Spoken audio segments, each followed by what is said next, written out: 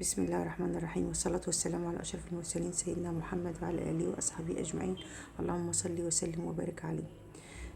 ازيكم عاملين ايه؟ يا رب تكونوا بخير دايما وبصحة دايما يا رب ان شاء الله.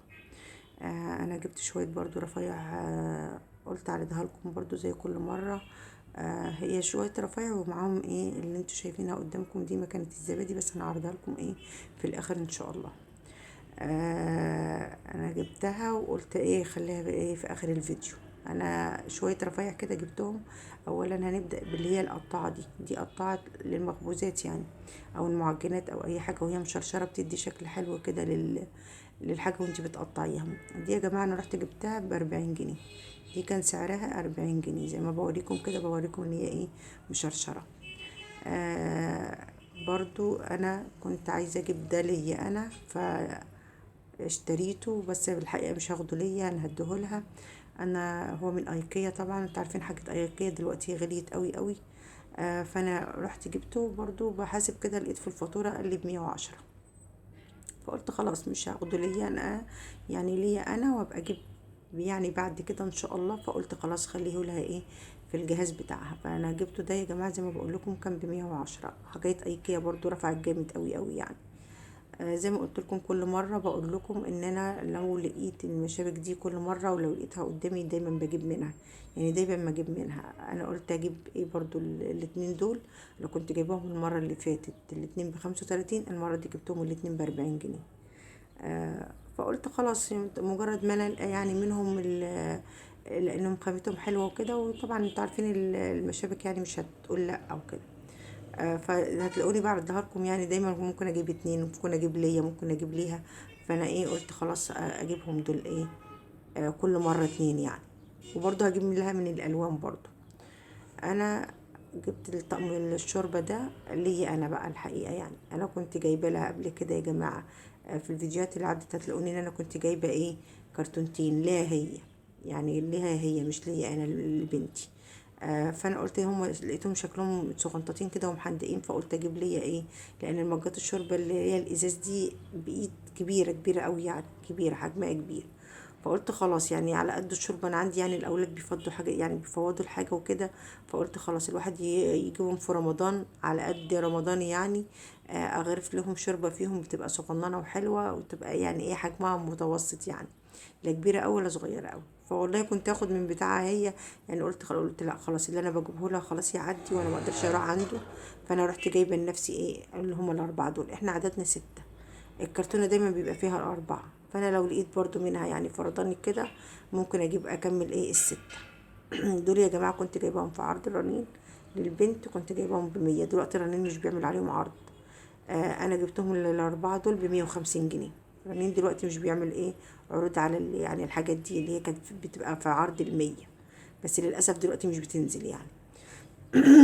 معلش انا اسفه. معانا بقى ايه اللي هي طبعا انا قلت لكم هعملها لكم في الاخر، اللي هي مكنه الزبادي. مكنه الزبادي دي صناي زي ما بوريكم كده، اللي هي 8 اكواب. هي الوات بتاعها 10، الملي بتاع الكوبايه 125 ايه ملي.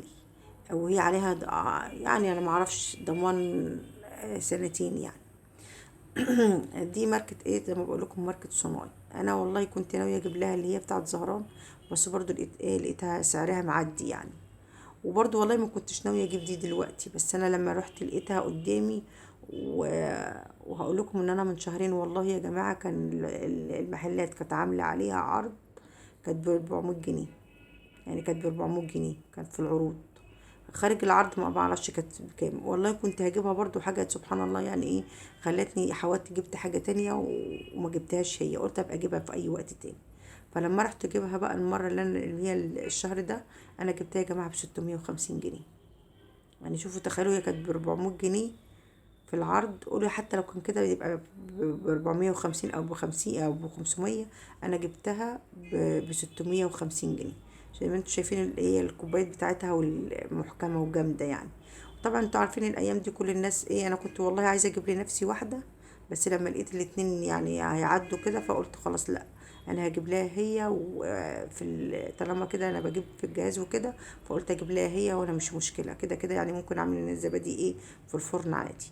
فزي ما بقولك هي ماركة صناي، وصناي حلوة يعني مش وحشة، وكل حاجة زي ما انتوا شايفين الاسعار عاملة ازاي. فهو ده اللي انا بقول لكم عليه.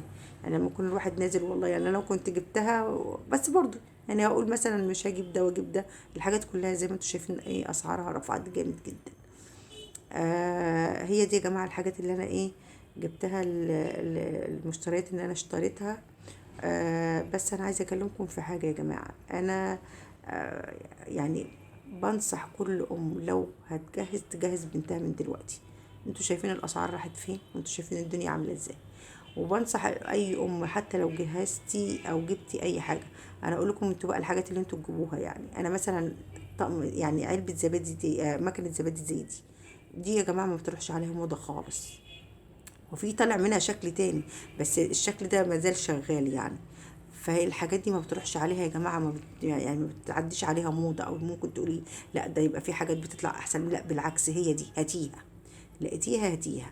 مثلا طقم ايه تجهزي برضو تاني ايه، تجهزي مثلا طقم حلل ألمونيوم. لو انت عايزة تجيبي طقم حلل ألمونيوم هاتيه، مش هيخسر، واركنيه. مش هيروح برضو عليه ايه اشكال، يعني مش مبقاش فيه اشكال يعني ايه كتيرة.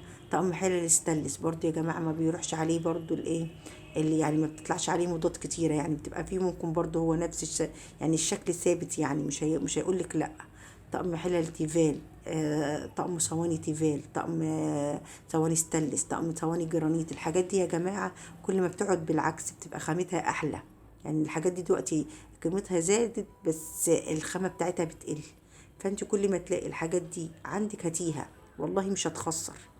يعني مش، وكمان هاتوا الحاجات زي ما بقول لكم اللي ما بقاش فيها ابعدوا عن الحاجات النيش خالص. يعني ابعدوا عن الكاسات، ابعدوا عن الحاجات دي، بتطلع فيها دايما تجدد، يعني بيبقى فيها تجدد. في حاجات انتوا عارفينها، انا مش يعني مش حاضراني دلوقتي كل حاجة، بس في حاجات بيبقى انت ايه فيها تجدد، لكن في حاجات بتبقى ثابتة. انتوا هاتوا الحاجات الثابتة يا جماعة واركنوها، اركنوها، لان والله عن تجربة انا لو كنت بدأت من زمان والله انا كنت زمان زي ما بقول لكم كل مرة ان بس كل حاجة بتبقى بإرادة ربنا يعني. فانا انصح كل ام هتبدأ تجهز بنتها حتى لو كانت صغيرة في الاعدادية في الابتدائية، هاتوا الحاجات الثابتة. ما تجيش الحاجات اللي هي بقى مثلا ممكن برضه ما تروحوش يا جماعه تجيبوا حاجات وترجع بلدكم بعد كده تقول لكم مش عجباني وانا عايزه اغيرها والكلام ده، يبقى احنا اكننا ما عملناش حاجه. انا زي ما بقول لكم هاتوا الحاجات اللي هي بتبقى ثابته. كل ما بتجيب الحاجه بتبقى قيمتها يعني خامتها احلى. يعني بتبقى لما كل ما بترقد بتبقى احلى. يعني انت بتطلعي دلوقتي زي ما بقول لكم الخامه بتقل والسعر بيزيد. فهو ده يا جماعه اللي انا ايه بقول لكم عليه.